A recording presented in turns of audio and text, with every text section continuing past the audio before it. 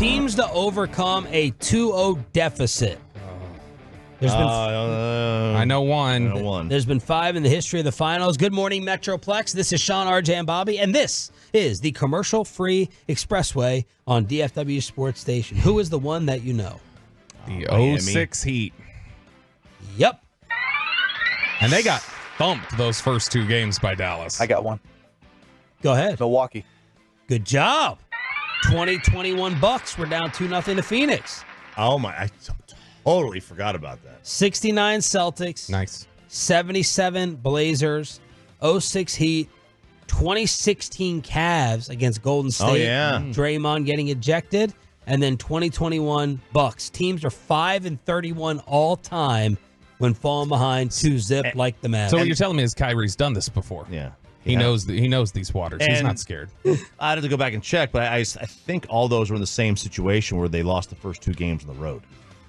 Give me those Kyrie stats that they just showed. It stunned me on being challenged defensively. Dude, so I don't know about you. I'm sure with Sean, because Sean, hearing you talk about it does feel like every single shot Kyrie's put up has been smothered. Every single one. Well, ESPN just threw it up.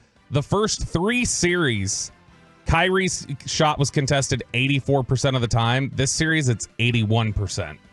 So it's actually down from the first 3 rounds of the playoffs. His field goal percentage is down from 49 to 35, and his three-point shooting is 42 to 0.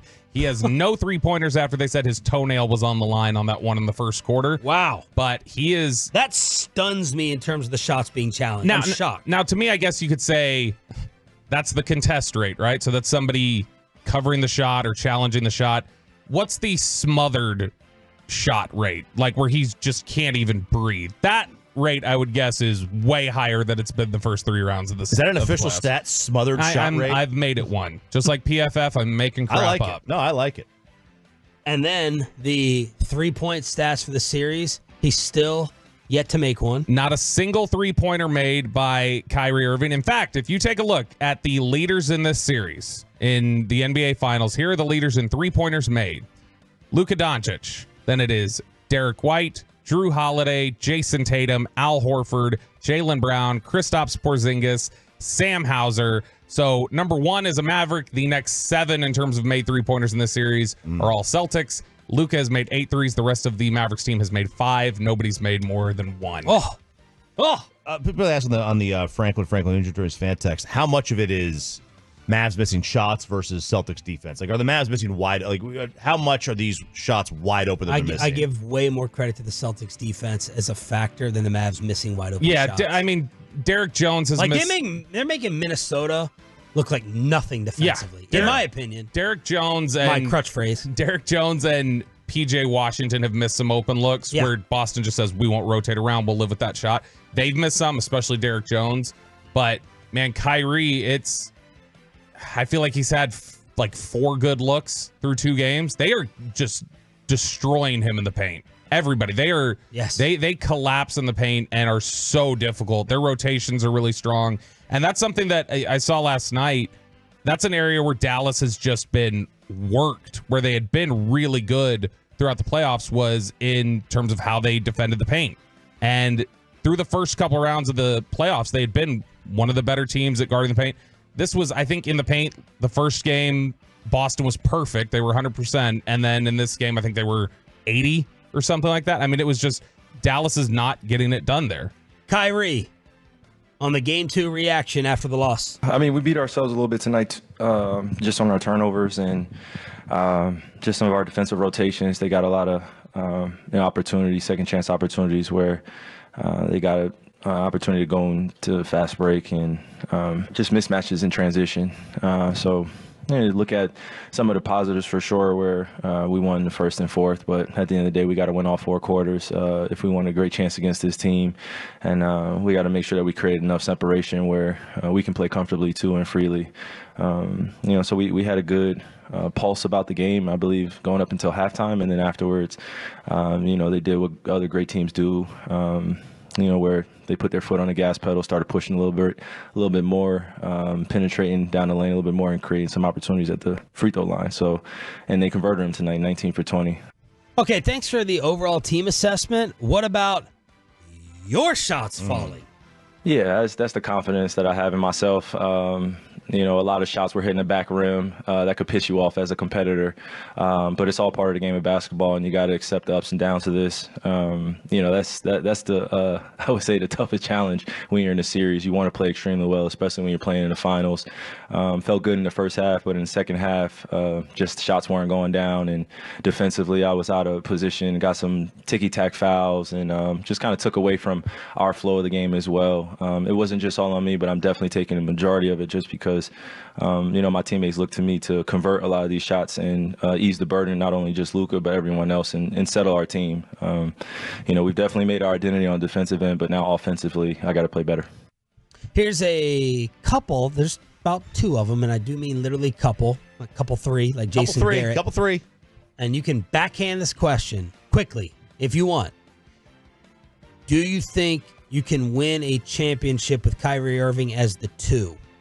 Yeah. Yes. Okay. Kyrie Irving is Kyrie Irving. Well, that's the thing. It's a mentality question. I was worried. You hear how at peace he is in those answers. I'm worried sometimes he's too at peace. Yeah. Because to me, last night, second half, he had to treat that like Game 7. Had to. We lose this, we're losing the finals. We have to get this. Kobe Bryant in that moment, I don't think that's happening. Michael Jordan in that moment thought whoever else you want, that type of superstar alpha dog. Sometimes I worry about the alpha part of Kyrie not being aggressive enough. That's why I asked that. Or do you just say anyone else but Boston, and we're not having this discussion whatsoever about Kyrie being aggressive enough and stepping up in those moments? I mean, we had it a little bit earlier in the playoffs. Like, we had that discussion in the Oklahoma City series. Like, why was Kyrie seemingly timid? There was one of those games against OKC, he put up 8 shots the whole game. And he played 41 minutes, and Luka was clearly banged up. I think he was averaging 6 points in the first half before he scored 20 in the second half. Yeah, so, I mean... But that can be a problem. Yeah. Can. I'm not just going to assume you're going to end up with 26 every night. He averaged 27 in their series with Golden State in 2016. He's done this before. Like, he's been there. He's done that, and he's played great.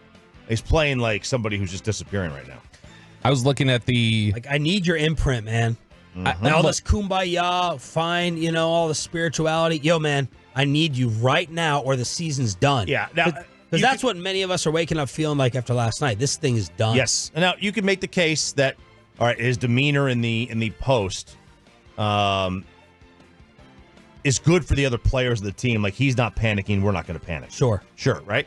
But, you could read into the body language that he's just content with being there. Or you could read in that he's kumbaya, and he's like, this is the worst. It's just like bigger Tony things Romo. In life. If this is the worst thing that ever happens to me, I'm going to have a pretty good life. Yes. It's a great perspective to have. Sport fans don't want to hear it. Sport fans do not like that perspective. I'd like to hear more personal ownership of what went wrong from him in the postgame last night, rather than, look, as a team, we didn't do this, we turned the ball over more, we did this and that. I'd like to hear more of the way Luka talked. I'd like to hear him talk that way. Now, Luka did turn the ball over a ton, but Luka was also trying to play Superman out there. And in terms of the looks that he's getting, we just threw up that stat on contested shot percentage. Derek White's been on Kyrie a lot in this series. Derek White's done a really good job defensively. I was looking at the NBA.com box score, which has all these different, like, advanced statistics that you can sort through. The leaders in contested shots last night on defense. For Dallas, Derek Jones Jr. had 6, PJ Washington 6, Luka and Kyrie and Gafford all had 5. Second on the Celtics was Tatum with 7. Derek White contested 13 shots last night. Wow. Like, that's the kind of defense that he's playing on Kyrie right now, and it's making things really difficult on him. Great role player. Brad Townsend cross pass with Rick Carlisle in Boston last night, and he said of the Mavericks, they've been great, tremendous year. After they made the trades and had some time together, they turned into a juggernaut. Really, right now, though, there's only one team that can beat Boston, in my opinion, and it's them. He said this before Game 2. Not just because they're the only team left. They've got the weapons. They've got Luka, who right now, if he's not the best player in the world, I don't know who is. So that is Rick Carlisle saying he would be picking the Celtics. Bob Myers afterwards, former Warriors GM, said they have to pick up the pace. The Mavericks cannot let this amazing defense get set, and they have to go faster. Josh Hart was asked what his adjustment would be, and he said to have PJ Washington and Derek Jones initiate to have less workload on Luka and Kyrie. But PJ and DJ initiate, and Bob Myers said speed this up. So the Celtics defense, I thought, are they athletic enough to speed it up compared to Boston? I mean, those are two really athletic players. They are, but like not those two. I'm just talking about the Mavs in general. Like, do the Mavs does it look like when you're watching the game that there's an athletic disadvantage the Mavs have right now, and it's clear. I think it pops. Yes, and I hate doing that, but I think it pops on the screen. I don't know. I think athletically they are I think they match up well athletically. Like when I look at the up and down the roster and I start thinking of like, okay, who are the guys getting in on the rotation? Obviously, Luka is not some crazy athlete. He plays at a slower pace, but I mean, Horford does that on the other end for Boston. But outside of that, like PJ, Lively, Gafford, Josh Green, like their rotation players are athletic. They're just they're not as good. Well, I think the huge difference is there's a difference between athleticism and skilled athleticism. Sure. The Dallas Mavericks are not athletically skilled. They're a high. Okay, Porzingis is athletically skilled. Brown, freak. Tatum, struggling. Obviously Drew Holiday has skills. Daniel Gafford doesn't have a ton of skills. He's going to dunk and effort. Lively doesn't have any offensive skill. PJ Washington, do I trust PJ Washington initiating offense or Derek Jones Jr.? Probably not.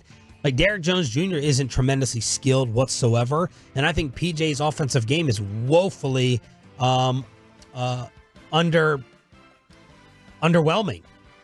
When PJ finishes in the lane, I feel like he's throwing one up that went in. Not like, okay, this guy is a finisher inside. So athleticism versus skilled athleticism, I think there's a major difference that is popping. 877-881-1053, Franco LaFranco injury attorney text line for your NBA Finals thoughts. The guy who was getting mocked at on Twitter and everything else after the Mavericks made the finals was Kyle Kuzma, where it was like Kuzma rejected the trade to Dallas, didn't want to go there, didn't view him as a real contender, and ultimately that's why. How's that working out for you too, Spencer Dinwiddie? Dinwiddie. If you would have had, that is the one thing that I was thinking last night watching it was like, is this series, and I know PJ's been great defensively, but how different could this series be if it would have been Gafford and Kuzma coming here instead of PJ and Gafford? Like, Kuzma's more of a legitimate third scoring threat than what you get from PJ, and I wonder if just you look at this series and go like, that's where it's showing up. That's why the Mavs ultimately first targeted Kuzma.